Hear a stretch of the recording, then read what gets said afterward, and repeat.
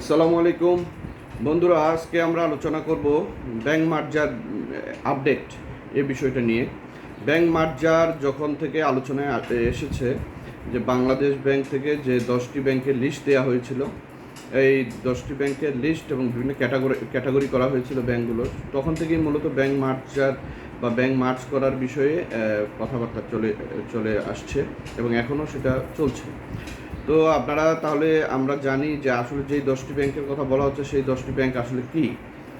ব্যাংকগুলো হচ্ছে, 1 নাম্বার হচ্ছে পদ্মা ব্যাংক, 2 নাম্বার হচ্ছে এবি ব্যাংক, 3 নাম্বার হচ্ছে ন্যাশনাল ব্যাংক, 4 নাম্বার হচ্ছে ওয়ান ব্যাংক, 5 নাম্বার হচ্ছে বিডিবিএল, 6 নাম্বার হচ্ছে বেসিক ব্যাংক, 7 নাম্বার হচ্ছে national bank of Pakistan, 8 number হচ্ছে রাজশাহী কৃষি উন্নয়ন ব্যাংক, 9 নাম্বার হচ্ছে এসবিএসি বা south Bangla agriculture and commerce bank এবং 10 নাম্বার হচ্ছে আইসিবি ইসলামিক ব্যাংক।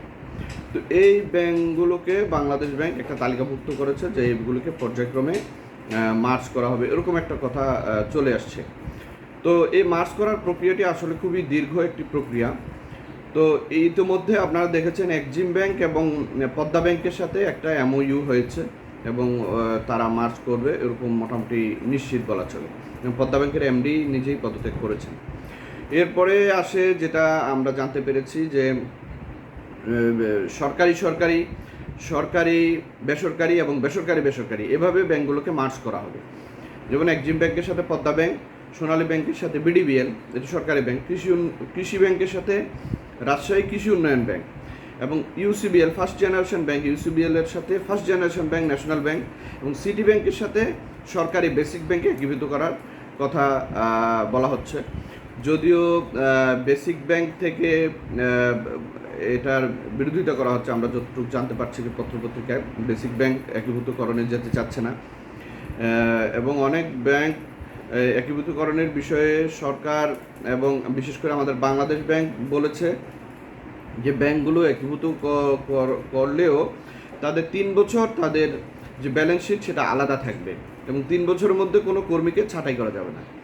অন্যদিকে আইএমএফ বলেছে যে ইন্টারন্যাশনাল যে নিয়ম নীতি আছে, যে রুলস রেগুলেশনস আছে ব্যাংক মার্জারের বিষয়ে, সেই ব্যাংক মার্জারের বিষয়ে এই রুলস রেগুলেশনগুলো মেনে ব্যাংক মার্জার করতে বলা হয়েছে। তো সেজন্যে একটা ব্যাংক মার্জার করতে তো অনেক সময় লাগে এবং 3 বছর একসাথে চললেও তারা আলাদা ব্যালেন্স শিট নিয়ে চলবে। এর পরবর্তীতে হয়তো তারা একেবারে একীভূত হয়ে যাবে। তো বাংলাদেশে একীভূতকরণের প্রক্রিয়াটি আমি মনে করি যে একীভূত করলে ব্যাংকগুলো শক্তিশালী